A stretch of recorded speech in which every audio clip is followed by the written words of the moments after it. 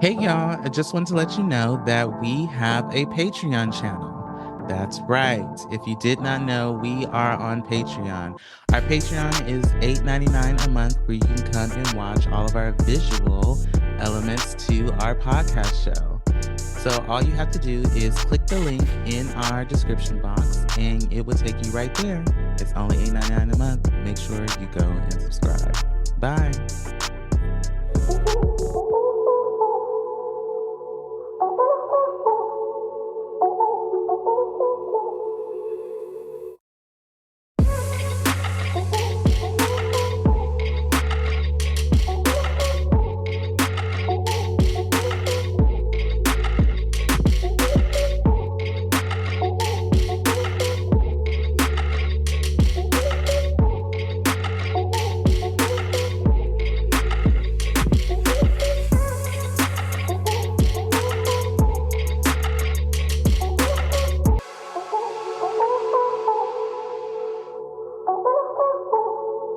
And welcome back to another episode of the Hella Chisme Podcast. My name is Dana, and I'm your host. Welcome back, y'all. What's going on? Um, Before I get into my regular old rigmarole of the things, I just want y'all to know I feel like a real idiot right now. I was in here getting all set up to get ready to come record and do a full on situation with y'all. And we gonna do that. But I just want you to know this camera had me fucked up. I'm not recording on my usual camera because I usually was recording on this. Okay, wait. Before I show it, don't make fun. I was like, I want to buy me a camera, just start getting the feel of things. And y'all remember that TikTok camera, the one the content creators were using, and it was like $9, $90, $10 on the TikTok. Yeah, I had bought me one a while back. I bought this a while back, and I was all excited about it, and that's the one I had been using for a little bit. And I know Mike right now is gonna listen to this and is gonna watch this and be like, I've been trying to get you off this camera because it's trash. And yes, you are correct. You've been right. We've talked about this on multiple occasions. It's fine. So I'm sure he's looking at this and he's like, I need you to use this camera, which right now I'm using my phone because this motherfucker wasn't working. So anyway, I was getting everything all set up, all prepared to record, and it kept acting like it was freezing. Every time I would plug it up and get it all ready, it would freeze. It would not focus and it would not work. So now I'm like, fuck this camera. So, and I mean, I set to record because I had to do some promo stuff. I down to record and to get everything ready and in order to do this at 5:30. I didn't start getting my shit done until 6 o'clock, 30 minutes later. And that may not seem like a lot of time, but it's a lot of time for me because I was ready and prepared to be able to get this shit done and go about my business. But all in all, this little piece of shit, I don't know if it's broken, but I knew it had a timeline and an expiration date. So I'm probably just going, take it to the donation shop and take my little chip out of it and call it a day. But I had already, and on top of that, I had already been looking for a new camera. I was hoping to buy one during the Black Friday sale, but I didn't find anything. There was no real sale on anything or the camera that I was looking for, which I'm looking to buy a Canon T8i, Rebel T8i. I've always wanted a Canon. Canon has kind of always been one of my favorites. Just when I have worked with or rented like a camera from a friend, I had a friend, she had a Canon T7i, Rebel T7i, and I did a full photo shoot with it and I loved it. I also like the colors on a Canon. Anyway, this is not a paid Canon promo, but if somebody from Canon is listening, call me. Um, Yeah. So maybe it knew that I was trying to get rid of it and decided to for real like clonk out on me, which is fine, but not fine when I was really here trying to be productive and get my shit together and get it done. Um, so there's that. And I was very irritated and I really, really was like, I'm over this shit. On top of that, one of the other things I had purchased, I don't remember if I talked about it on this show, but I had purchased this KF Concept um filter lens. It's like a 300 and some dollar lens. I bought it a while back and I thought that would help with the picture. And I love this lens and I still want to use it. I don't even know like if they have them for phones. Like, can you tell? Like, can you see what I just like the filter. If you're watching, you can see, but if you're not watching, it's anyway. Um, so I still want to be able to use this. So anyway, just because I like how it does with the colors and I like how it does with the picture, I'm obsessed. But what I also will say, shout out to Apple because the camera on this iPhone 16 Pro Max is very delightful. I'm very impressed. It looks very good. It looks very clear. Zoom has a nice autofocus. So like if you're watching, you see the camera is doing some things. It's moving around, girl. It's, it's giving. It's giving. And it's like, let's see if it do it. Let's see. Let's see. Will it do it? Will it move? No, it's not moving. It's not moving. It's okay. It's okay. It's okay. It's okay. All right. Um, it looked good though. This camera looked good. My lighting looked good, and I'm very happy that I was able to figure it the fuck out. I tried to plug in my iPad and try to use that like I've done in the past. If you are longtime listeners and I used to record the show on my iPad, and that's what I used for a camera for a good amount of the first year of when I recorded this show. So, um, I tried, but that didn't go so well, which is fine.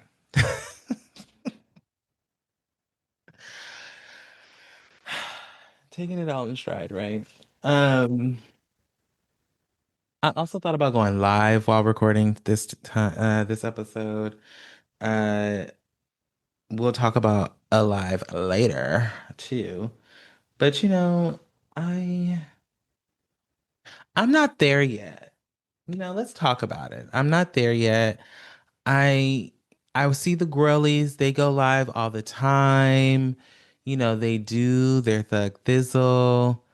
Um But I don't know. I think so. When I went to Here Comes the Ramble, when I went to see my astrologist, we talked about this. She talked about vulnerability and how, me having, I think it was Virgo and Scorpio in my house of cards is why part of me wants to hide and then the other parts of me wants to be seen. I think that's how she said it.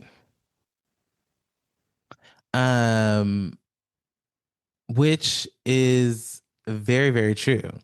The Leo in me too always wants to be seen. And then the other part of me is like, I want to be behind the scenes. I don't want to be noticed. But it depends on the day, right? Like if I'm walking around looking and feeling like a bad bitch, I want to go out and be seen. But if I'm having the opposite of that, then I don't necessarily want to be seen. And I'm not really necessarily like, this is also as I'm talking to you all, but also staring at myself at this. Ooh, the vanity girl.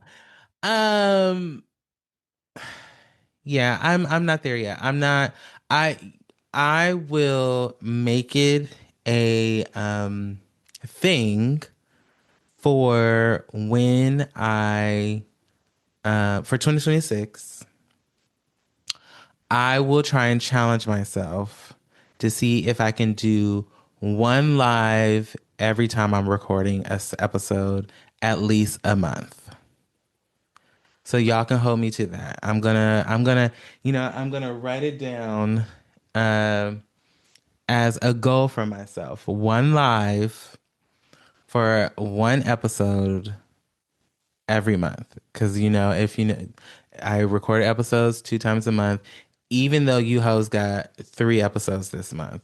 Actually, I think it's gonna be 3 episodes. And y'all didn't even say nothing, but I love that for you. I love that. I love that you got that out of me. It was an accident, it was a mistake, but you benefited from it, girl. I love that for you. But I'm gonna make that a goal for myself. I'll do one live episode. I'm not a live episode like that, but I'll go live while recording. I'll probably do it on the Tickety Talk because, the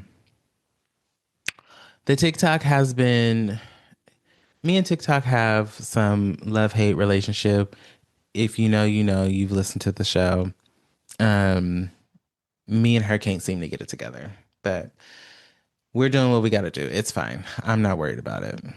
Um, but anyway, I digress. So, how y'all doing? How is it going out there? How is the world turning for you? Are we in the holiday spirit? Did we have ourselves a good Thanksgiving? Are we ready for the Christmas? What is the tea? I know that, some of you girlies love to have your Christmas tree up year round. So it's been Christmas for you since 2025 or however long. Christmas for the girls and for the folks out there, I think is a way to a little bit of escapism, which is good. I understand because the world is falling apart. It is falling apart. The world is shit right now. Um, but so I get it. I get that. Um, but even if you are not celebrating and you aren't really into it this season, guess what? I understand. And you can always come and listen to this show. We got almost 100 episodes, grow, that y'all can go back and you can find yourself some fun and happiness and funnies in. Just go back and listen, why not? Um, but I did have a good Thanksgiving. My parents were here. They came down that when did my parents get here? They got here Tuesday, the Tuesday before Thanksgiving. I remember because I went grocery shopping that Saturday, which by the way, I don't know how y'all markets is set up, but I went and bought my greens and all my stuff that Saturday, and I call myself putting them in a tub with a little bit of water. But I live in Southern California, so it never rains in Southern California, so it was hot. So some of them got a little bruised. But before you start talking about me and making fun of my greens, they was fine. My mama cleaned them. We got them all chopped up. We got them all good, and they was good. It was good to go. Um, so I had some greens was on my menu. Uh, and my mouth is getting watery. Just think about it. I was talking about my parents. My parents got here on Tuesday before Thanksgiving. Got them from the airport. Came home. I was off for the rest of the week because I ain't cooking if I gotta work for the rest of the week and then gotta make Thanksgiving dinner. Girl, bye. I had already started brining my turkey. Started brining my turkey on Tuesday night. And I brined it with a little water, 2 bottles of wine, sparkling apple cider, and some seasoning. And brined that bad boy up. Let it sit there until Thursday morning. I got him in the oven at about 9:30. I was so behind on Thanksgiving. Uncle Dana was exhausted when I tell you. I was tired. I had been working my ass off. I had been slammed to all kind of work and projects and all kind of bullshit. So I was tired. I was ready to go to sleep. And I got up on Thanksgiving morning. I think I got up at 7:15. The first thing I put in the oven was the dressing. And then I got my turkey together. No, then I got my greens together. Then I got my turkey together. And then that finally went into the oven. Um, and then I baked a bunch of pies. I made some apple pie. I made a pecan pie. I made four sweet potato pies. Um, yeah, we was up in here. Let it cook. I was up in here whipping it up. It was good. We had a good time though. I'm very thankful that, I'm in a place where my parents can come down and stay at my house. We can hang out, have a yang dang doodle, and do some things. I'm very, very, very thankful for all my friends and family that came, and all of the things that we were able to do. My husband bought us some matching Christmas outfits where we were able to dress in our little Christmas. Oh, I should know. Maybe I'll wear them the day of the live. I might do that. Which again, we'll talk about. Um, he bought us these matching Christmas overalls, and we wore them when they went to go buy some shoes over the weekend and while we were decorating for Christmas on Friday and Saturday. So it was cute. It was like, our own little Hallmark holiday Christmas family situation. And then I dropped the asses off on Monday to go back home so I can be here with my husband and we can enjoy the rest of our Thanksgiving weekend together. So that was my Thanksgiving, and I'm very looking forward to the holidays or the rest of the holidays. I'm looking forward to Christmas. And definitely always looking forward to New Year's and New Year's Eve. New Year's Eve and New Year's Day are kind of between Christmas and that are my favorite because it just means newness, rebirth, a new year, fresh start, I would hope. So I'm looking forward to that.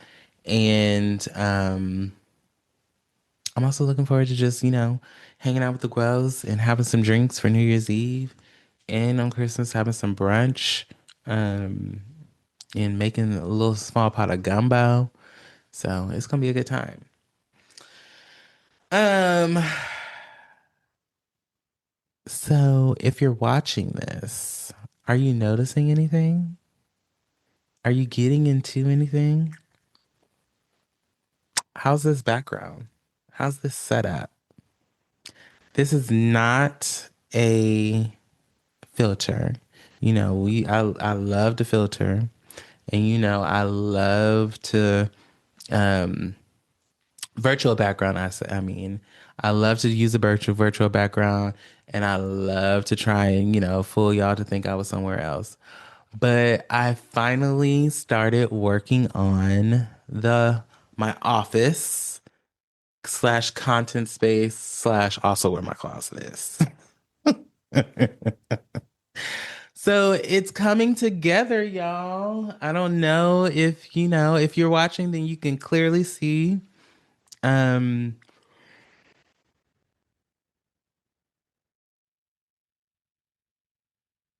it was zoom in. It was zoom in. I yawned. I'm sorry. Um, I know it took me some time. It took some time to start getting this room together. Um, for a lot of reasons, mostly because um I at one point obviously wasn't the only person hold on. Obviously wasn't the only person that was on the show and doing this show. So I was trying at the goal we were operating in trying to make sure we both were incorporated in what we're going to do with the plans for this room. Even though it is my house, but it's not right. We're both on the show if we both have to make the decision. And we couldn't come to a decision. And then once things changed, I still couldn't come to a decision. And then I finally one night was drinking some wine and started scrolling through Amazon and was like, okay. Because at first I wanted to paint the room. And then I was like, I don't necessarily want to paint. I would love some cool wallpaper. So I found some cool wallpaper. So that's the green crushed velvet wall behind me where the mantle was. If you remember, the mantle was on this wall right here, where it's actually, I did paint it. I painted this pretty teal color that's also the same color as the mantle. And then I did some peel and stick tiles here. As you can see, I did a couple of those. I don't like them. I don't recommend because they don't really stick well. I've had to, but also the package does say if the surface isn't flat, then they're not gonna stick that well. I had to patch up some holes in the wall, so it got a little murky, but they're fine now. They're sticking they're sticking pretty well now. Um, and it's good. I also got me a new little bookshelf back there. You can see my coffee table books, my Tom Ford. You can see my diploma up there. There's some all my designer books are there. Everything like the goal was to create like an artsy content space, different from what I see on, all the other girls and what they do. And I wanted it to be my own. So I still have a lot to do. I have some artwork. I have the picture of Paris right there. I need to tile my mantle. I have tile that I need to do. So I'm gonna do that. And I'm going to put a bunch of artwork up. Have been, seeing some art. I probably will have some artists on the show that of the art that I put on the wall. Um, yeah, so I'm excited. I like the way it's going. It's giving new setup, new vibes, new energy. It's giving. I'm really, really, really excited about it. And I can't wait to finish it. Um, as we talk about, the room and the changes, I also have been reflecting on when I came back to do the show back in July, when I came back from Fiji, or actually that wasn't July. I recorded it in July and released it in August. When I came back from Fiji, I've been reflecting on that, just where I was mentally, what headspace I was in. I had my year in therapy appointment with my therapist, and we talked about, just where I was when I started therapy, which was some time ago, but also just mentally where I was right before I went on vacation. Things were very heavy for me. Um, and obviously, this show was a very, very heavy topic for me because I was nervous about doing it by myself, which is not really where I am now. I look at this now as kind of my diary of things, all the things. If you've been listening, if you know that I will ramble. I can ramble. I will pause. You'll probably hear me go on long pauses. I will yawn. I'm sorry if I'm yawning. I'm just tired. I have a full-time job. Until this starts to go into a place where y'all will let me create content for you and you motherfuckers will pay me, I got to do both. Um, but I'm not in that space anymore. I'm definitely in a much more content space. I am happy to continue to create the content, create the show. And I also am excited to do it by myself because I can do it in the way that I want to do it and create the episodes that I want to create, right? So I have episodes that I haven't even released yet. So I'm excited for 2026. I have more ideas and things that I am planning to bring to you. But my point in saying all of that is just to say thank you for coming along this journey with me. Continue to listen and continue to support. And shout out to you who've been listening to the beginning. I sat and talked to a young lady she's a friend of, or the friends of ours.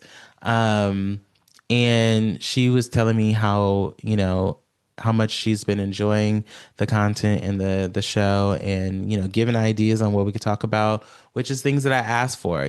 Please continue to share ideas. Please feel free to reach out. I'm always down to create an episode and talk about things that y'all want to hear about. So thank you for listening, and thank you for continuing to support, and thank you for always engaging. A couple of episodes have been doing really, really well. A couple of recent episodes have been doing well, which then has brought in new people to listen, which has made older episodes do well. So I'm hoping and manifesting that that continues to happen and continues to come my way. And I'm very, very excited for what's to come with the show. With all of that being said, this week we about to get into some tea. It is a lot of shit going on in the world. I have quite a few areas in which I want to touch on.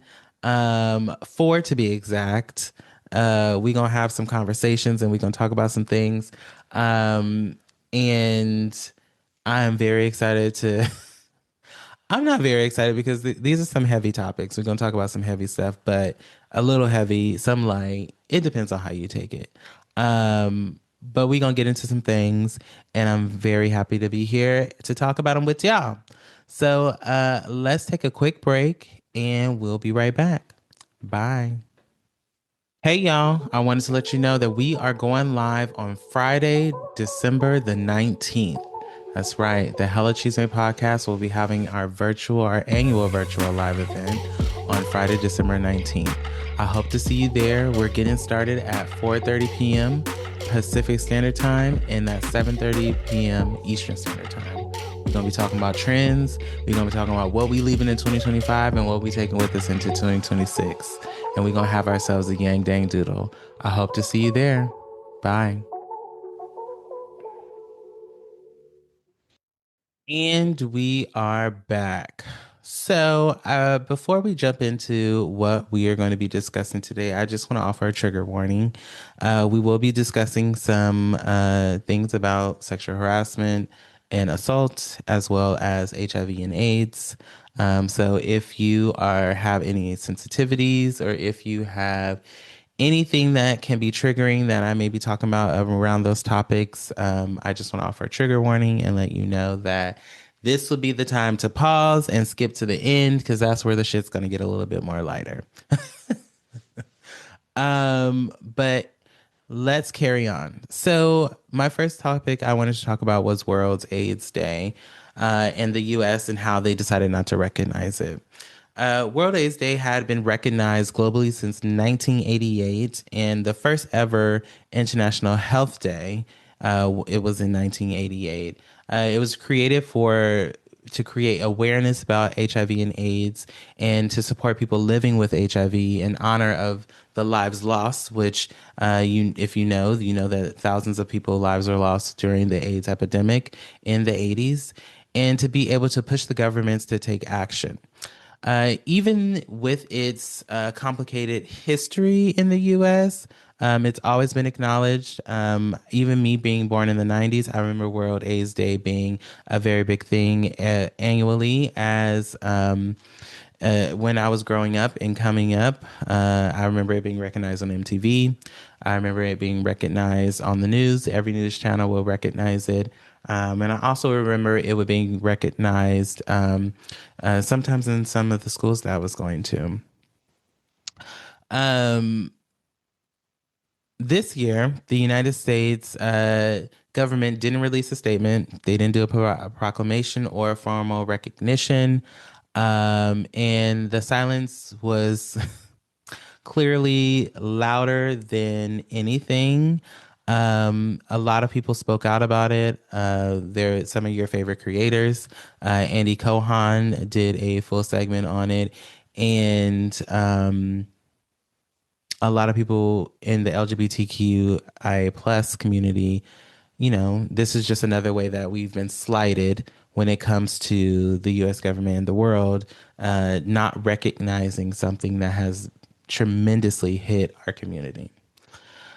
So I just wanted to talk a little bit about that. And, you know, the thing that irks me the most is that when it comes to the things that matter and things that have taken people out of this world or taken people away from their families, the U.S. picks and chooses what they want to show and what they don't want to show and what they want to talk about and what they don't want to talk about, which is nothing new, right?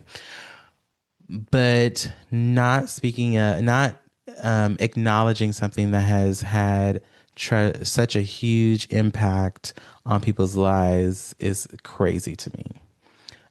We are out here showing ICE scrapping up people every single day. We have it all plastered on the internet. We have it plastered all over social media, but we can't talk about how the history of a community that was tragically that has been tragically that has that this has tragically affected. And here's why it matters. Black Americans make up 13% of the population, but also 40% of new HIV diagnosis.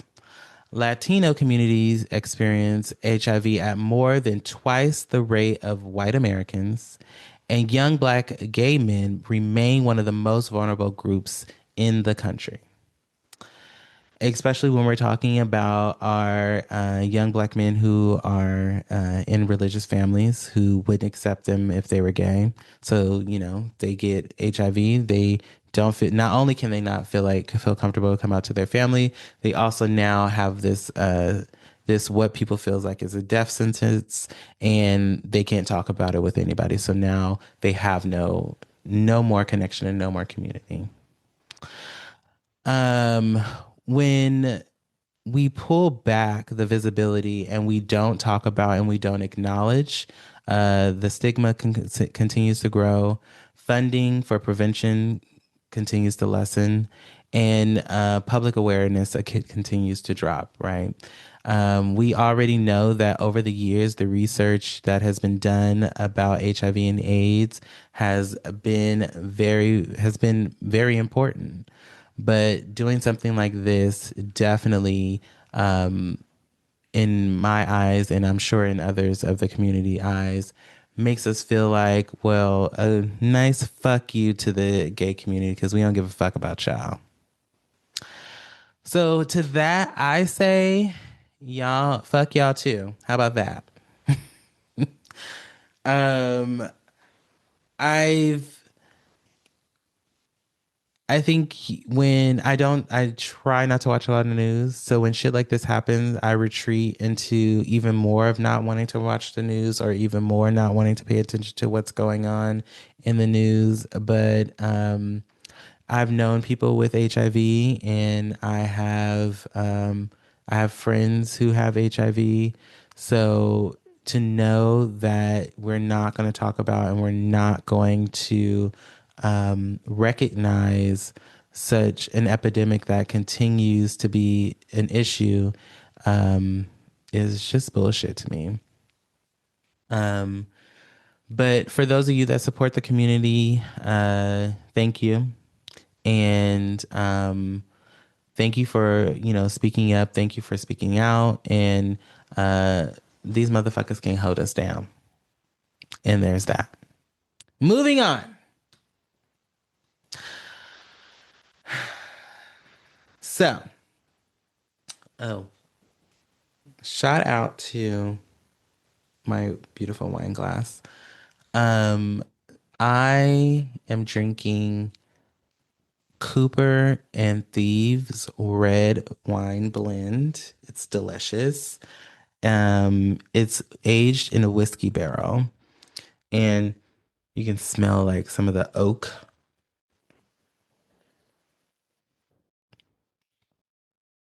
Mm, it's so good. That's the red blend. I like the Pinot Noir too, but that red blend gets you together.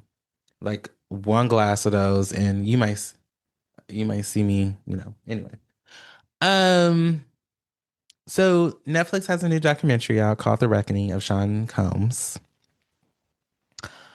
and I've watched all 4 episodes.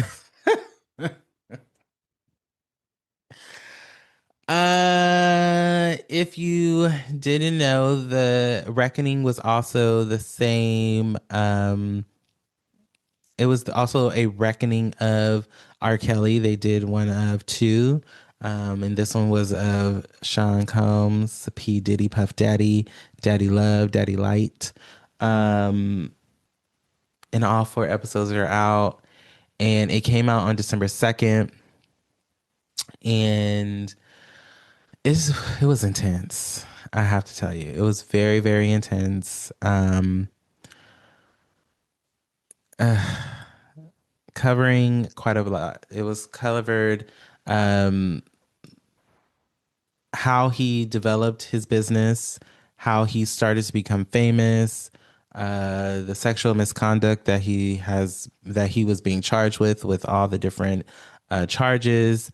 I believe it said it got up to 100 plus charges, or I'm sorry, people have filed 100 plus lawsuits against him, and then 77 once they started to get down to it. It talked about the freak offs, the industry like silencing, because we all know that man paid a lot of people off. And then it also talked about, the other racketeering and legal trouble with the business of Bad Boy Entertainment. Um, it was crazy.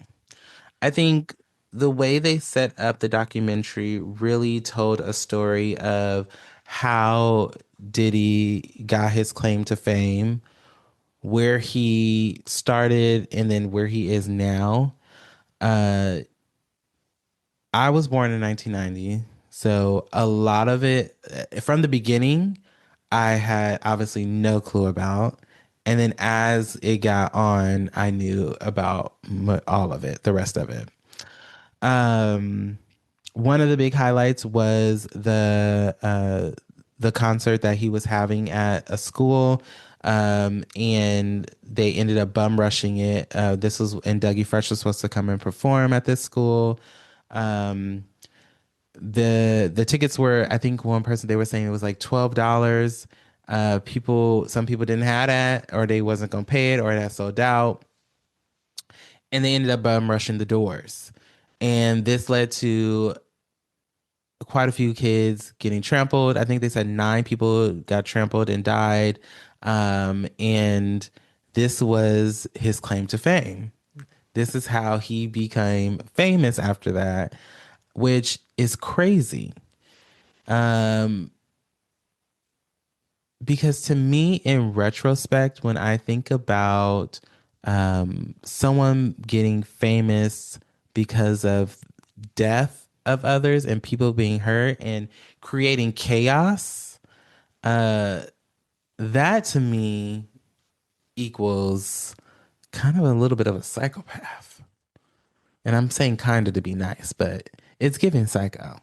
And as you kind of go through this documentary and as you see the things develop and see the things happen, it your boy is crazy, and it's also not just him, it is the drugs too, right?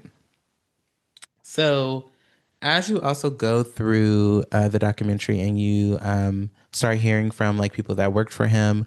So, for instance, I don't remember his name, but the guy who kept his budget, who did all his budgeting, who essentially helped him start Bad Boy Entertainment, talked a lot about like how close he worked with him. He talked about, seeing him Diddy slap and choke his mother. Even they flash back to an interview with Diddy, and when he was on stage having an interview, I can't remember if it was Ellen or it was another guy. Anyway, and she was sharing the work that she used to do, and she said she used to work at the nightclubs, and it was almost like the look on his face was so visceral, and like he wanted to jump up out of his seat and like take her fucking face off. It was crazy to me um to see that. I don't know that I've ever or could ever look at my mother like that, or my parents in general. But he definitely had that in him to put his hands on women at a young age, which they talk about as well in the documentary. And he's always had it in him to harm in people's lives. Um, because I want to be clear here uh, that I truly do feel, and especially from watching this documentary, that he had something to do with killing Tupac, Biggie getting killed. Uh, Obviously, that girl who got her nose shot off in that club, I think it was back in the 90s, and then Shine going to prison for it. He, some boy they shot when Lil Rod was doing the Love album, Off the Grid album. And then Tupac getting shot before he actually got shot and killed. I This documentary did a very good job of lining that up and like making it plain, um, which was scary, shocking, and also like, wow, like you've let this man do this for all of his career. That's crazy. Like power really can get you, money and power can really get you whatever you ask for. Like I was stunned. It was a very shocking documentary. Um, you also know that the documentary is executively produced by 50 Cent, who has been known to not can't stand Diddy. And one of an article that he was in, he said, which was quoted, "If I didn't say anything, then it would be felt that we condone this behavior, and I felt like I needed to put it out there because I don't condone this behavior." I would believe what he's saying. I do. But I wouldn't felt like I didn't necessarily believe if what he was saying, if I didn't know for a fact that he hates Diddy. He can't stand that man. So as far as I'm concerned, yeah, you did this documentary because for sure, yes, you want to be clear that you don't condone the behavior, but I also feel like you did it because you can't stand this man. So now not only can you not stand this man, you also want to make sure that the world knows that how much of a monster he is and how much of a piece of shit he is, because he is that too. Um, they also covered a lot of I was shocked by this, that they even had the prostitute, the guy who, the sex worker that Cassie and Diddy would have these freak off sessions with, on which we find out they have them March 9th annually, which is also allegedly the day that Biggie was shot and killed and died, which to me is a hell of a way to celebrate someone's death, right? Like, You can't just go take some flowers to the grave. We can't, pour some out for the homies. We can't send a card to maybe his mother, which I'm sure she doesn't want it because I think it's clear that she can't stand that nigga either. Um, I I'm I think there was other ways we could definitely celebrate our best friend that died um, without calling a sex worker and having outrageous sex with him and my girlfriend. I don't know. It just doesn't make sense to me. And then on top of that, maybe he feels like he should celebrate because he didn't actually pay for Biggie's funeral either. Biggie paid for Biggie's funeral, which he sent him the invoice for. I don't know. It's not giving friend energy to me. I think um that was one of the other things that started to come up that came up in this documentary is that Diddy never and has never wanted anybody to be bigger than him and always felt like if there was somebody in the picture that he didn't want in the picture, he had to take them out, which I think was an overarching theme for all the people that he had in his life that he either did something really fucked up to or that somehow ended up being dead around him. They also talked about how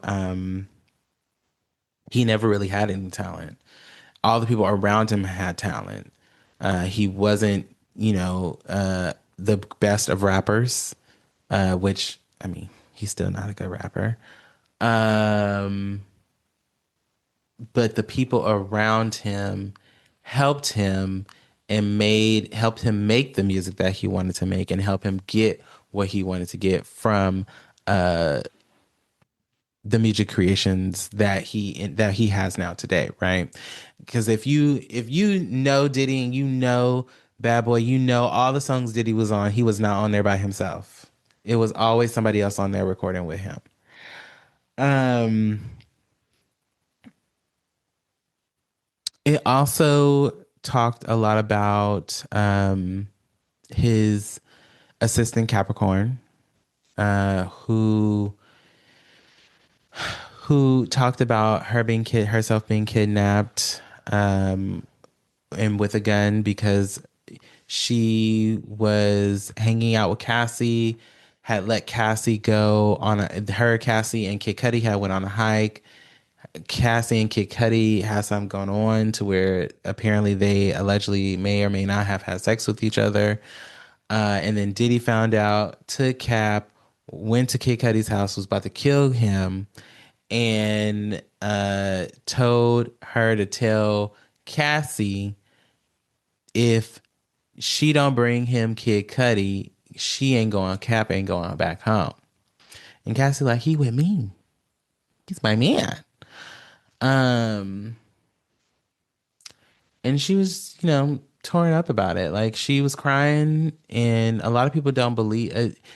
I very much so got the sense that the jury didn't believe what she was saying, which is a whole other thing that we'll get to with the jury. Um, I also got the sense that I don't understand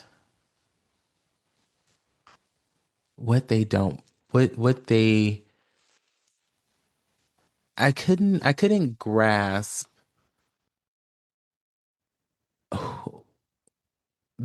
how people were either telling these stories on the stand or if they didn't get a good sense of the people that wanted to share their stories or a lot of people didn't get to. I couldn't really I didn't I either I can't remember or what, but I couldn't really connect how it was that the jury made the decision they made, right?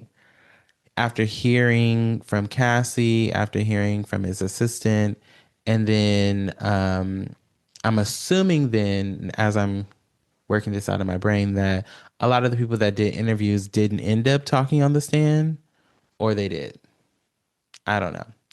I also didn't really keep up with the case once it went to trial because, again,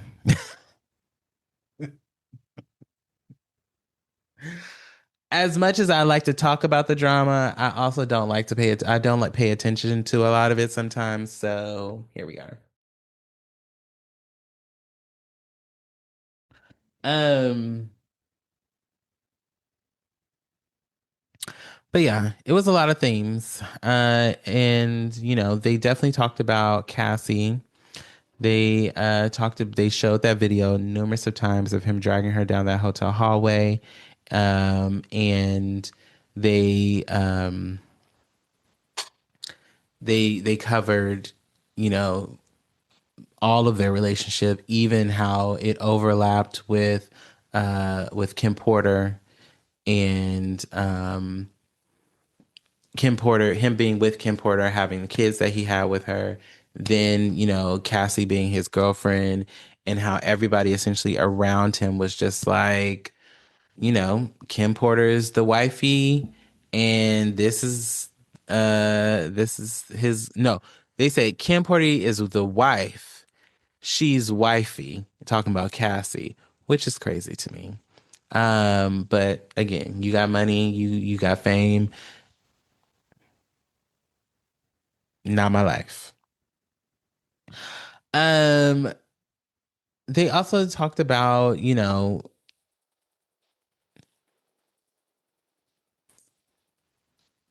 they talked about his drug usage and how he got to being using drugs. I love this close up. Um, because they did say, at one point Diddy didn't drink. He definitely didn't do no drugs. They said something had happened to his wrist where he had to take painkillers, and they were saying essentially that from then that's when the drug usage and all the alcohol started, and then kind of the spin out of all the different things like the colorful ketamine pills and crushing it up, and I'm sure he's snorting it, and the cocaine, the ecstasy pills. Even the sex worker said that the the reason that Cassie and Diddy would be able to have sex for 3 days straight was off of ecstasy, and they coached him into how to take ecstasy. Even the ketamine and the baby oil, which is still sending me because I'm still trying to figure out what, my Lord, are we gonna do with the ketamine and the drugs in the baby oil?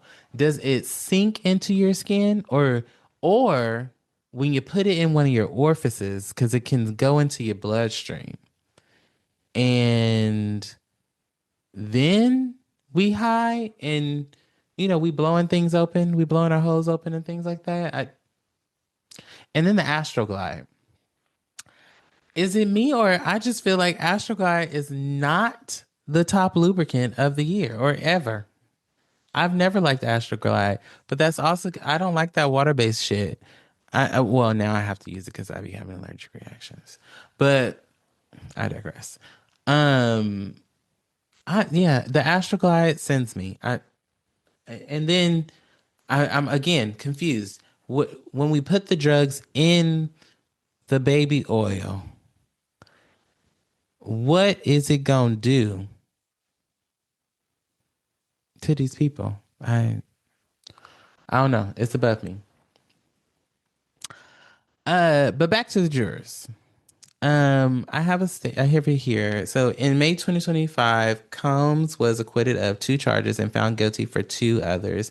And it appears as though members of the jury, including 2 who spoke to Stapleton for the series, all still unsure. So the 2 juries it was a black woman and I would say a Pakistani guy who was on the jury. The guy didn't even know who Diddy was. Obviously, the black girl did. Um, and it says are still unsure of how they feel about the mogul and his actions, which I could get, right? It in them sitting there and talking on screen, it did give like I'm still kind of unsure the decision we made. And even the girl, the first thing she said when it said not, when they had made a decision about not guilty, she was like, oh shit, like this is about to be an issue. But yeah, of course they went through it. Uh, where does it say? In all unsure of how they feel about the mogul and its actions. And it says, in quote, I know the jury didn't believe anything that former Combs employee Capricorn Clark argues. So this is what I was talking about earlier was when they were saying essentially they didn't believe that he had kidnapped her.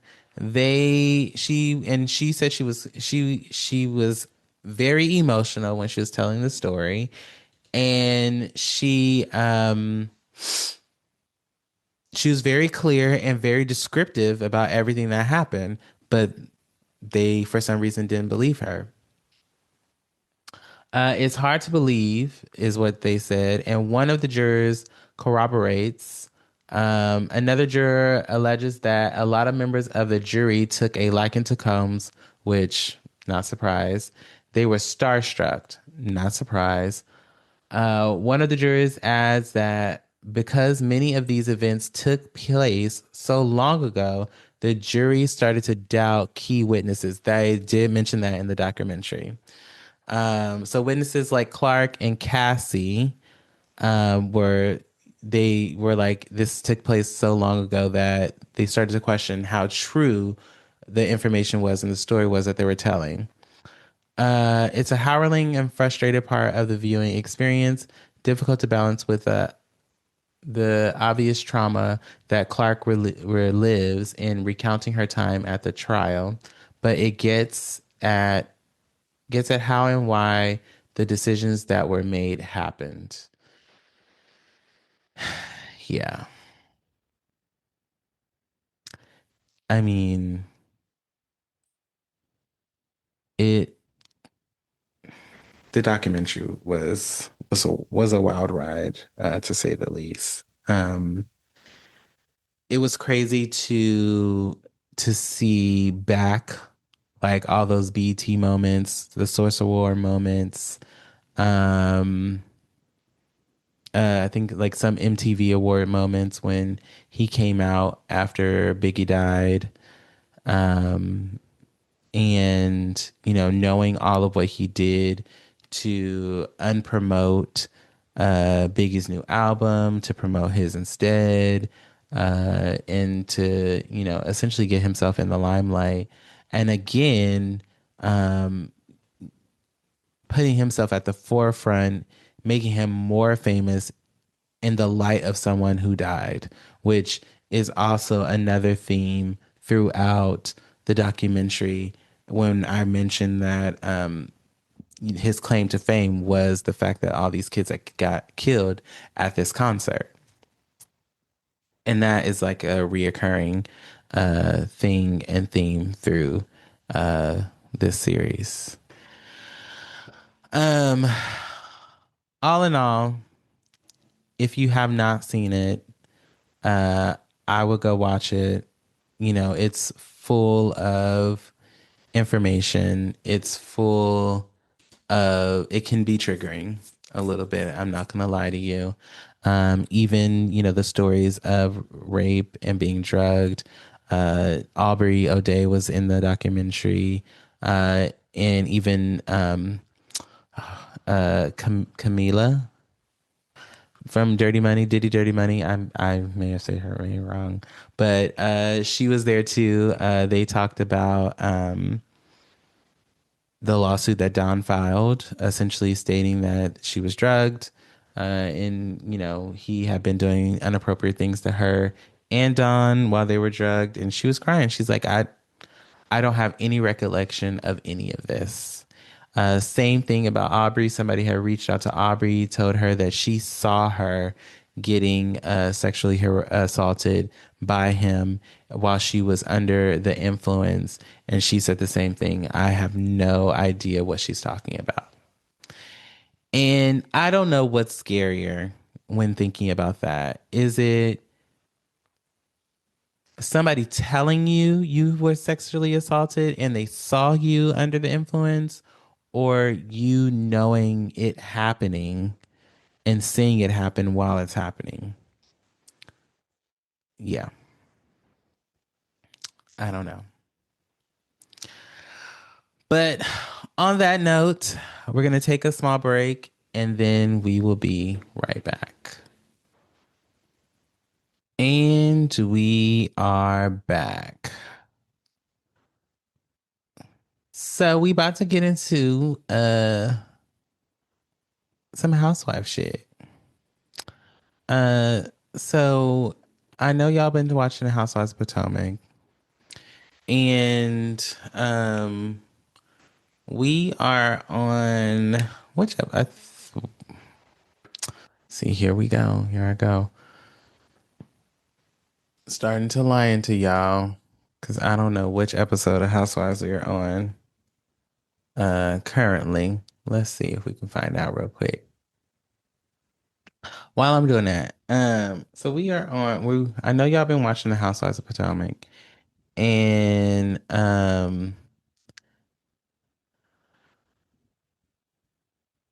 I I love Housewives of Potomac. I do. I just, what starts to grind my grits with them is hold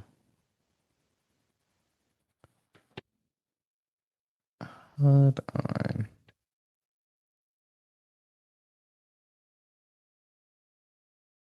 That's Potomac.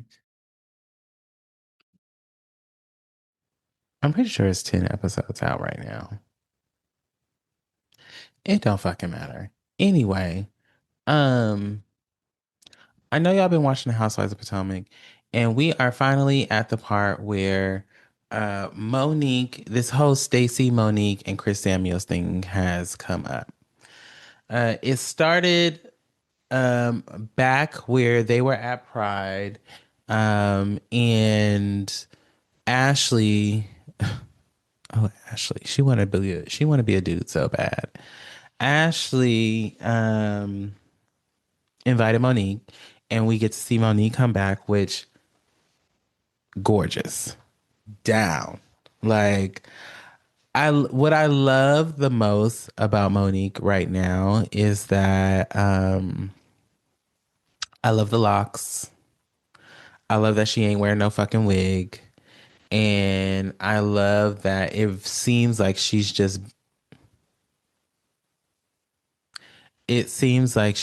being herself. And it is very refreshing to see her, which is something that Giselle talks about, hearing her talk about her marriage and seeing her outside of her marriage and talking about just the experiences that she had and being very honest and straightforward and truthful about it. I feel like is probably what's refreshing to Giselle and Wendy and Ashley, since they were there when she was on the season, was on the show before. Um, so it shows, and she's not drinking, so she's completely sober. I on the show. I don't know if she's drinking outside of the show. That's not my business. I don't know if she's still smoking her cigars that she liked to smoke, because the girl used to love to smoke on a cigar. But she's back and she looks great. I know she smelled good. She be putting on almond oils and her essential oils, and I love it. I'm here for all of it.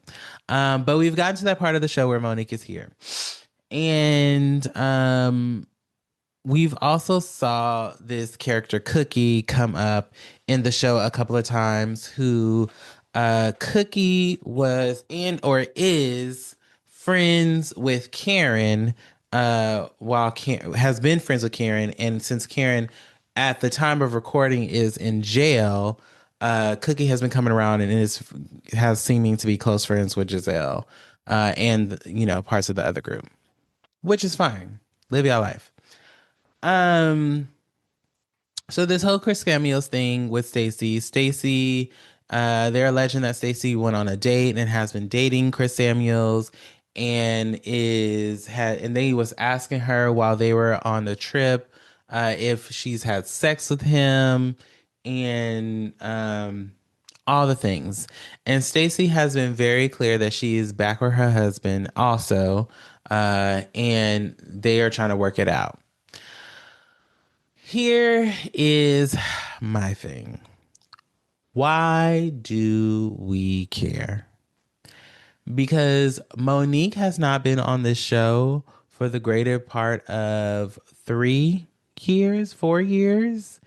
And as far as I was concerned, but that's also because, as I said earlier in the show, I pay attention to social media. I be watching shit on social media. I watch these shows. But at some point, I just be like, I don't give a fuck about none of that. And I stop paying attention to all of it. As far as I'm concerned, Ashley, Giselle, and none of them give a fuck about Monique, especially when it came down to when she got into that fight with Candace. They all acted like this bitch was a devil with 3 heads and they could not fuck with her. So I am very confused what changed. Uh, And clearly time has passed. Clearly Monique is a new girl and she feels like she's, having a whole new experience, and I get all of that. But them two bitches, they ain't never been that real or genuine about the shit and the how they act and treat people. So I'm very confused as to why do we give a fuck that Stacy may or may not have went on a date with Chris Samuels, Chris Heavyfoot ass Chris Samuels. Like who? Why do we give a fuck? That nigga not even fine. He don't even look good. Like let that be. Clearly she wanted, if she did go on this date, she wanted to go on a date with that nigga and she did and or did not. Who gives a fuck about Chris Samuels? Clearly Monique don't. She dropped all 300 of the pounds, as she said when she came on. I don't understand why we care. Really just don't. Um, and I feel like it was a way to um give them something to talk about this season. Instead, we could, I would be happy with if we would have talked more about dating. Like Giselle and Ashley, who what their dating life is like. That could have been those two storylines. Stacy could have dived a little bit deeper in this whatever the fuck relationship, marriage, whatever situation that she's in, that she's claiming so hard to have been divorced and now they're working it out after she's only been on this show and been divorced for maybe less than a year. I don't know. Um, I just, I don't know why.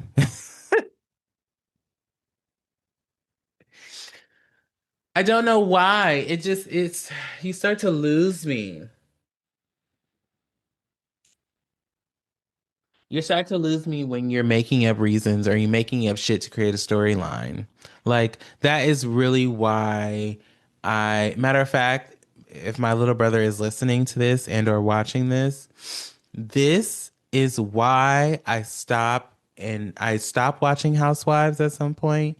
This is why I don't watch some of them bitches that come out with on these Housewife shows, is because we're creating storylines instead of just living your real life for reality TV. And I understand some of it is scripted. I understand some of it is made up. I understand it's produced. I get all of that.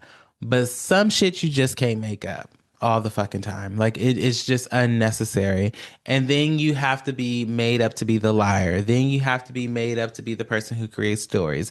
Then you have to it's too much. Like why are we doing this? And then we have the Kay and Stacy beef, which I also don't really understand. Because Kay feels like Stacy is a liar. She feels like she's lying about everything. She feels like she's fake. And I'm like, the bitch used to work for QVC. They all sound fake.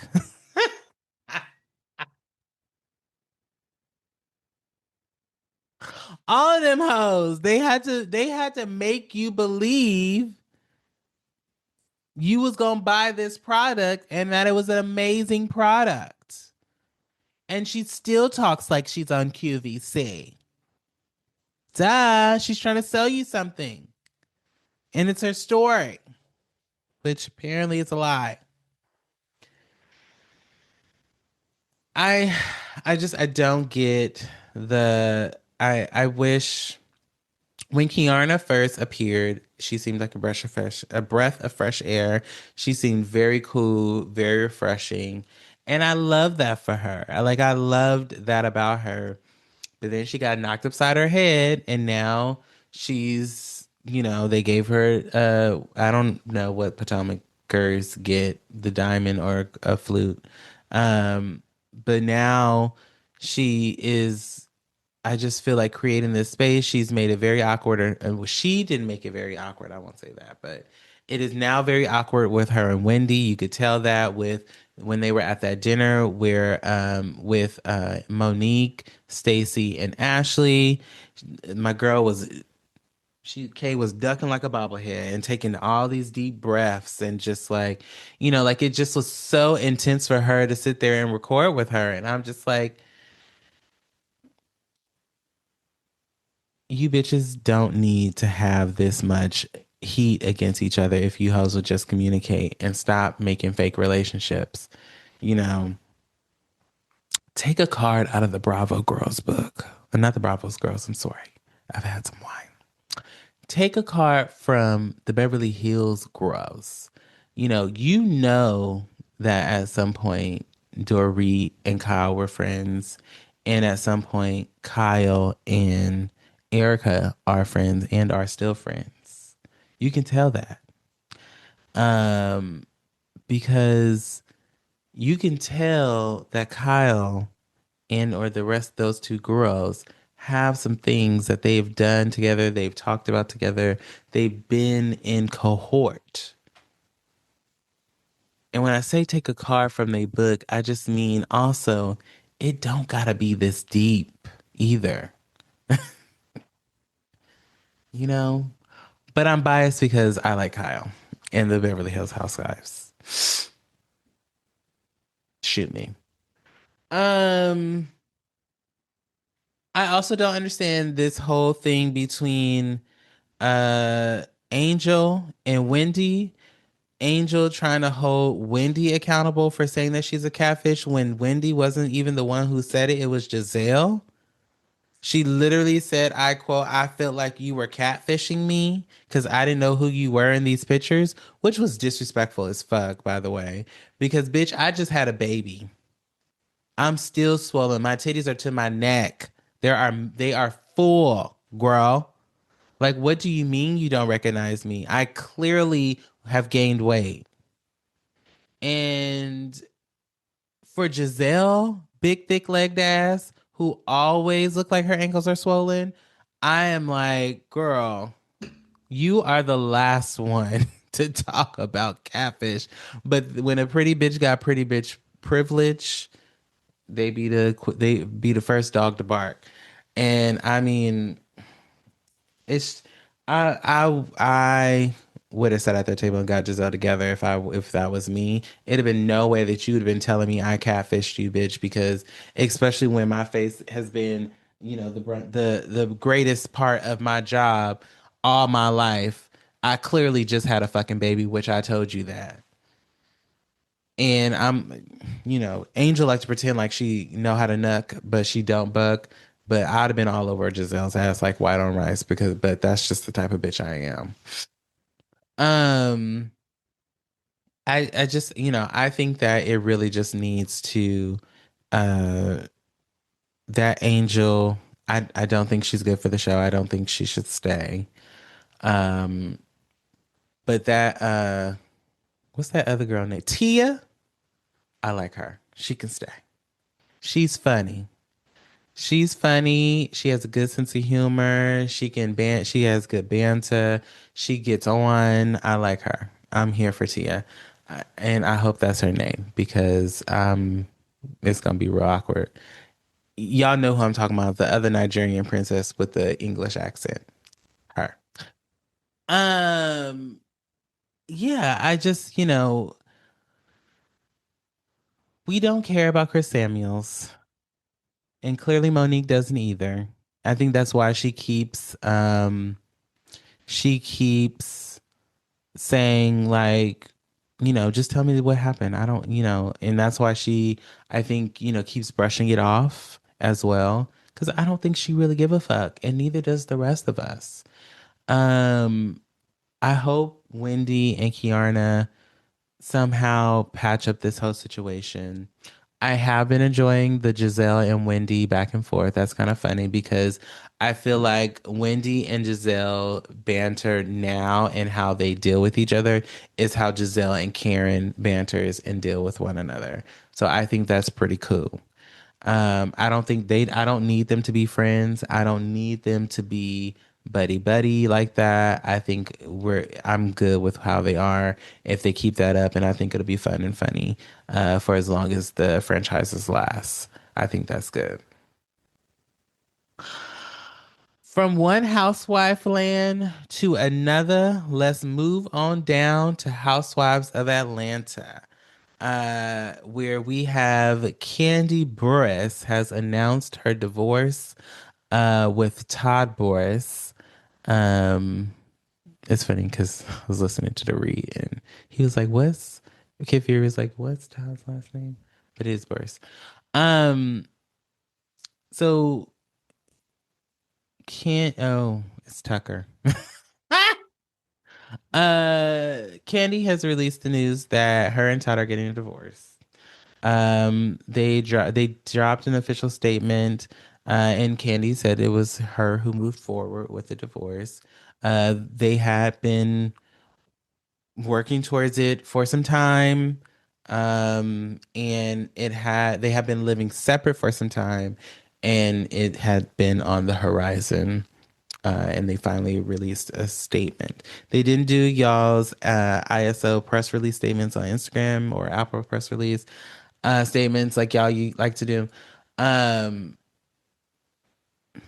but she did make a statement, which she did post something on Instagram as of recently, actually, and stated just that had been going through it, which, you know, not surprised, not and not faulting for her for it either. Candy is rich. She has a lot of businesses. She likes to go get her money and she is doing her thing. I think that, do I think this has been on the horizon? I can't say that because I don't know. I'm not in their marriage every day. I only see what I see on TV. And but I do feel like they did struggle or were struggling um, because they both owned businesses. They both had dreams. You know, there was always speculation that Candy was fronting a lot of some of the dreams and things that Todd wanted to do and what he was doing. And coupled with all the shit that would happen with Mama Joyce and how she would talk about that man like a dog and treat him like he was shit off the street. Um, it just it's a lot to deal with. And have dealt with it for 11 years between the both of them. They have beautiful children. Um, it's a lot, and I'm very sad that it had come to this for them because I feel like they were a cute couple. Their love story was cute. Everything about them was cute. But when fame and fans and family starts to get involved, that's when shit starts to get murky. Okay. And I can tell you that from experience. Yeah. Okay. Um, about the family getting mixed in part. I'm not famous. It's only a couple of people, a couple of y'all that listen to this show.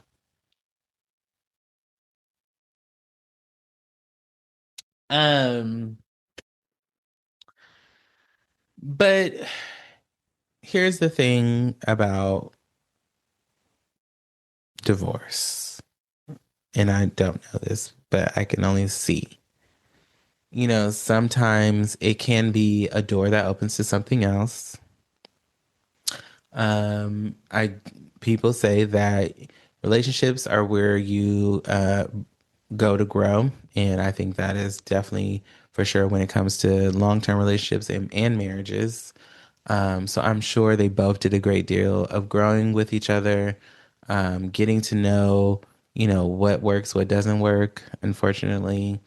And as I have said here before, marriage is a choice that you have to make every day.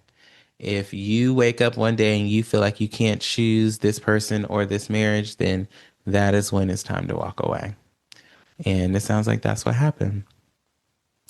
Um, I think I'm interested to see what this means, what this looks like for her and her businesses, and if she's going to come back to Real Housewives of Atlanta, because we love Candy on Real Housewives of Atlanta. I think Candy has consistently and always been a breath of fresh air on Atlanta because she's had confrontation, but she's been non-confrontational, if that makes sense, at the same time. And she's fun. And she's the easy housewife to work with. And she is very open and honest. And I think it also helps that she doesn't really drink. So I think that if she came back, I think they would definitely get some of them numbers back from Housewives of Atlanta. Because right now, I don't know what it's gonna look like this next season, especially with K Michelle, Drew Sidora, and I'm just I watched K Michelle on Love and Hip Hop when she was on it.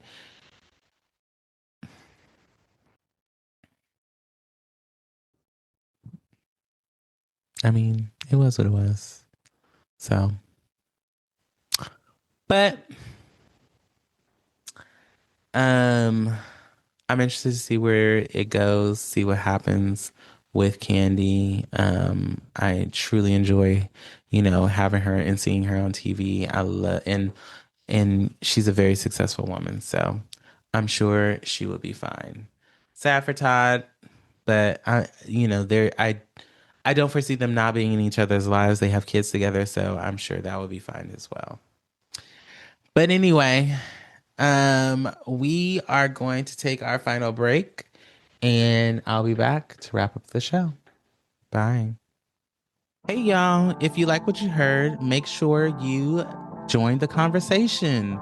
We always say to make sure to like, comment, and subscribe, and we definitely want you to do that. But also, we would love if you would join in with us. There's a link in the description where you can actually send us messages. You can also make sure to tag us on social media, put up your favorite clips of the show, and then tag us, and we will repost them on our stories. That is the best way to get in communication or community with us. And we would love to see y'all interact with the content. Anyway, thank you for following us and thank you for listening. And we'll see you back for the remainder of the show. Bye. And we are back. So we are going to wrap up the show with two cards that I pulled, of course. I pulled one, what's the gossip card? See if it will focus. Can you see it? Yes, one was the gossip card, and it is the photoshopped card. And then I also pulled an oracle card, and it is the journey card.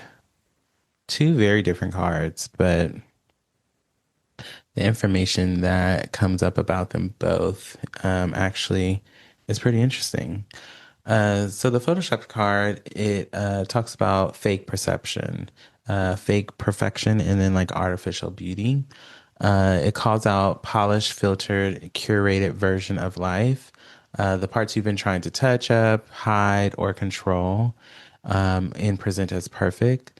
It signals feeling pressure to look perfect or have it all together, playing a role for others' comfort. So, putting on for people, minimizing your truth so it looks more palatable for folks. So, if you are trying to, put makeup on it, clean it all up for other people, that's something to think about. It's an illusion card, right? Like, what are you trying to make sure that people don't see about you? And what is it that you're trying to hide or trying to cover up?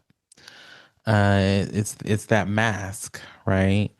But it's not trying to put a shame on you for doing that. It's revealing that something in your life has been airbrushed to the point of suffocation. So it's actually a card, showing that you're tired of actually hiding it. You are actually at a place to where, you're probably trying to figure out what it is that you can do to kind of come out, so to speak. The journey card is kind of the wonder with divine courage, where you wonder with divine courage and ignite your passion. So this card is about being raw, being messy, and making real movements. So having a new chapter, so travel, exploration, stepping into unfamiliar territory, which, kind of plays with the idea of uncovering and coming out and showing the real you. Um, the story that both of these cards tell together is, one of you can't be photoshopped. You can't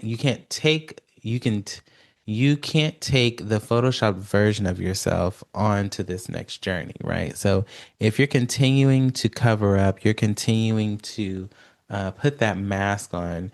If you want to move into this next journey, you have to remove that mask and to go into this next journey. The new chapter requires you to be real. It requires you to be one with the texture and the feelings and the newness.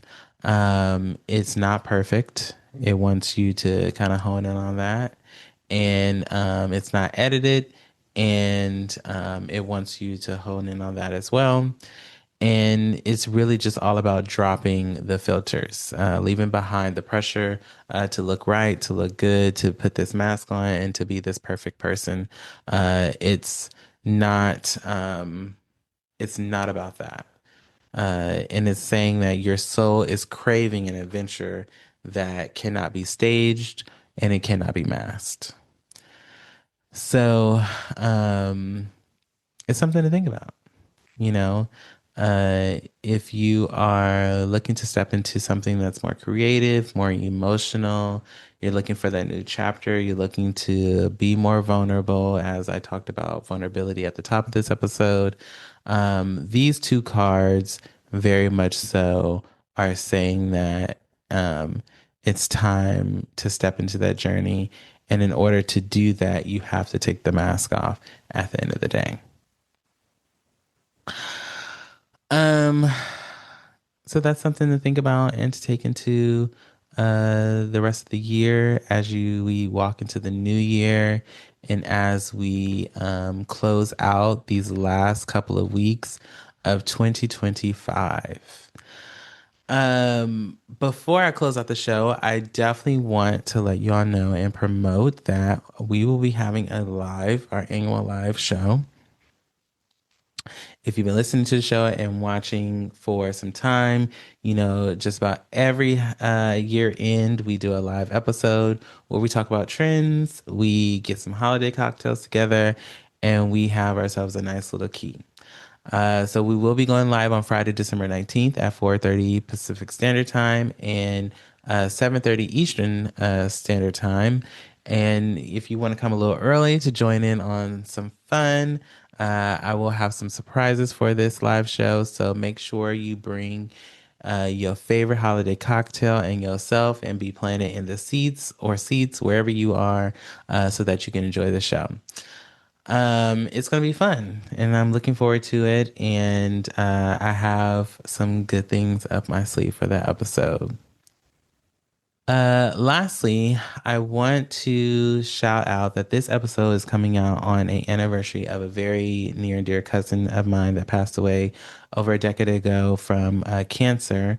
It's still something that is very live and lives very deep within my family and myself. I actually have a picture of her right next to me. And I just want to recognize that we love you, we miss you, Chloe, and hopefully you are resting in peace as your anniversary is coming up.